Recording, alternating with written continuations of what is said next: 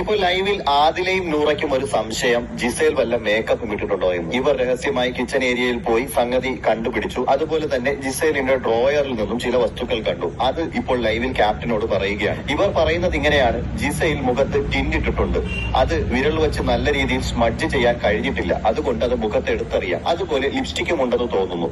അതുമാത്രമല്ല ഇക്ക, നമ്മൾ ജിസേലിന്റെ ഡ്രോയർ തുറന്നു നോക്കിയപ്പോൾ ഫാൻസി ആയിട്ടുള്ള വളകളും മാലകളും കമ്മലുകളും അവിടെ കണ്ടു. അതൊന്നും ഉപയോഗിക്കാൻ പാടില്ല എന്ന് പറഞ്ഞു. ഷാനവാസിന് ഒരു സംശയം കൊണ്ട് അനുവിന്റെ റിങ്ങിനെ പറ്റി ചോദിച്ചു. അപ്പൊ അനുമോൾ പറയുന്നു, ഇത് ഗോൾഡ് റിംഗ് ആണ്, കളഞ്ഞു പോയാലും കുഴപ്പമില്ലെന്ന് ഞാൻ എഴുതി കൊടുത്തിട്ട് വന്നതാണ്. ഫാൻസി ആഭരണങ്ങൾ ഇവിടെ ഈ സീസണിൽ അലൗഡ് അല്ല. അപ്പൊ ഈ കാര്യങ്ങൾ എന്ത് ചെയ്യാമെന്ന് ഡിസ്കസ് ചെയ്യുമ്പോൾ ഷാനവാസ് പറയുന്നത്, നിങ്ങൾ ലിവിംഗ് ഏരിയയിൽ ഹൈലൈറ്റ് ചെയ്യൂ, പ്രശ്നമുണ്ടാക്കി നമുക്ക് പരിശോധിച്ചേ മതിയാവൂ എന്നൊരു തീരുമാനത്തിലെത്താം.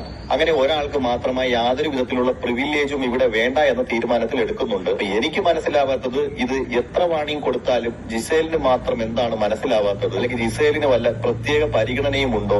ഇതിനൊരു തീരുമാനം ലാലേട്ടൻ എപ്പിസോഡിൽ വളരെ വലിയ പരിണിത ഫലമായി സംഭവിക്കുമെന്ന് എനിക്ക് തോന്നുന്നു. അത് തന്നെ ഇപ്പോ ഇവർ പറഞ്ഞത് മാതിരി ബിഗ് ബോസിന്റെ കാര്യത്തിൽ ജിസേലിന്റെ കയ്യിൽ മേക്കപ്പ് സാധനം ഉണ്ടോ എന്നത് സംശയിക്കേണ്ടിയിരിക്കുന്നു.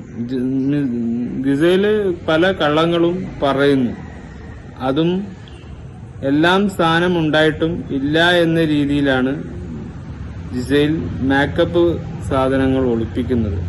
അത് പുതിയ ക്യാപ്റ്റനായ ഷാനവാസ് നോക്കേണ്ട കാര്യമാണ് എന്നത് ഒന്നും കൂടി പറയാണ്. അപ്പോൾ ഇന്നത്തേതാണ് ഈ ഫൈറ്റ്. ബിഗ് ബോസിലെ രണ്ടാം വീക്കിലെ നെക്സ്റ്റ് വീക്കിലെ കാര്യങ്ങളാണ്. അപ്പോൾ ഇവരെല്ലാം ഈ മിഡ് വീക്കിലെ എവിഷനിൽ ഉള്ള വ്യക്തികൾ തന്നെയാണ്. അപ്പോൾ ഇവർ പറയുന്ന രീതി നോക്കിയാൽ ബിഗ് ബോസിലെ ജിസേലിനെ എന്തൊക്കെയോ കള്ളത്തരങ്ങൾ ഒളിപ്പിക്കാനുണ്ട് എന്നതാണ് എനിക്കും മനസ്സിലാകുന്നത്.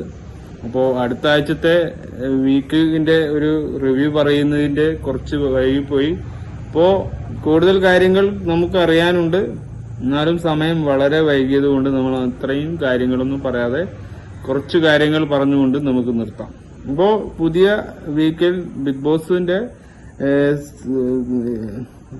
ടാസ്കുകളിലെല്ലാം വിന്നറായി, പിന്നെ പുതിയൊരു ക്യാപ്റ്റൻ, പുതിയൊരു ടാസ്കുകളൊക്കെ വന്നിരുന്നല്ലോ, അതൊക്കെ നമ്മൾ ലൈവ് കാണിച്ചു തന്നിരുന്നു. പക്ഷെ ആ ടാസ്കിന് ശേഷം നടന്ന സംഭവങ്ങളാണ് ഇത് എന്ന് നമുക്ക് തോന്നുന്നു. ഇന്ന് നടന്ന കാര്യങ്ങളാണ് നമ്മൾ ഇന്ന് പറയുന്നത്. ഒരു വീക്കെൻഡിൽ എപ്പോഴുള്ള കാര്യങ്ങളൊന്നും പറയുന്നില്ലെങ്കിലും ഇന്ന് കാര്യമായി നടന്നത് മേക്കപ്പ് സാധനം പൊക്കി എന്നതാണ്.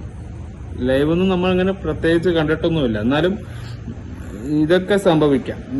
ജിസേലിന്റെ കാര്യത്തിൽ അങ്ങനെ സംഭവിക്കാൻ സാധ്യത കൂടുതലാണ്. ജിസേൽ ചെയ്യുന്ന പ്രവൃത്തികൾ അങ്ങനെയാണ് എന്നതാണ് നമുക്ക് മനസ്സിലാക്കുന്നത്. ഒരു പെൺകള്ളി എന്ന് മാത്രം പറയാം. ഇത് വലിയ ഇഷ്യൂ ആക്കേണ്ട കാര്യമല്ല. അവരവരെ സാധനങ്ങൾ ബിഗ് ബോസ് അറിയാതെ എടുക്കുന്നു, ബിഗ് ബോസിനെ അറിയിക്കാതെ എടുക്കുന്നു. അത് മാത്രമാണ് ഇവിടെ പ്രശ്നം. ആ പ്രശ്നം സോൾവ് ചെയ്യാനുള്ള ടെൻഡൻസിയിലാണ്, അതായത് മറ്റ് കണ്ടസ്റ്റൻസ്. അത് എങ്ങനെയെങ്കിലും ഒരു ഇഷ്യൂ ഉണ്ടാക്കി അതിൽ ഫൈറ്റ് ഉണ്ടാക്കി അവിടെ കാര്യം നേടുക എന്ന് തന്നെയാണ് അവിടെ ചെയ്യുന്ന പ്രവൃത്തി, വേറൊന്നുമല്ല. അപ്പോ നന്നായി നൈറ്റ് ആയിട്ടുണ്ട്. അപ്പൊ ഇന്നത്തെ കാര്യങ്ങൾ എന്തായാലും പറയുക എന്ന് തന്നെയാണ് എന്റെ ഉദ്ദേശം.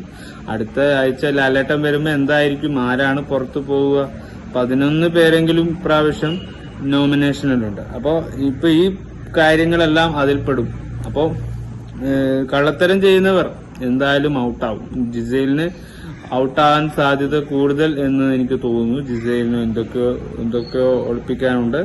ആ ഒളിപ്പിക്കുന്നതെല്ലാം പുറത്തു വരുമ്പോ എന്തൊക്കെയാകുമെന്നത്. ഷാനവാസ് നല്ലൊരു ക്യാപ്റ്റൻ ആണോ എന്ന് എനിക്ക് തോന്നിയിട്ടില്ല. കാരണം നന്നായിട്ട് ആൾക്കാരെ വാച്ച് ചെയ്യുന്നില്ല എന്ന് എനിക്ക് തോന്നുന്നു. എല്ലാവരും കൈവിട്ടിട്ട് വെറുതെ ഒരു കള്ളത്തരം കാണിക്കുന്ന രീതിയിലാണ് ഷാനവാസിന്റെ രീതികളൊക്കെ പോകുന്നത്.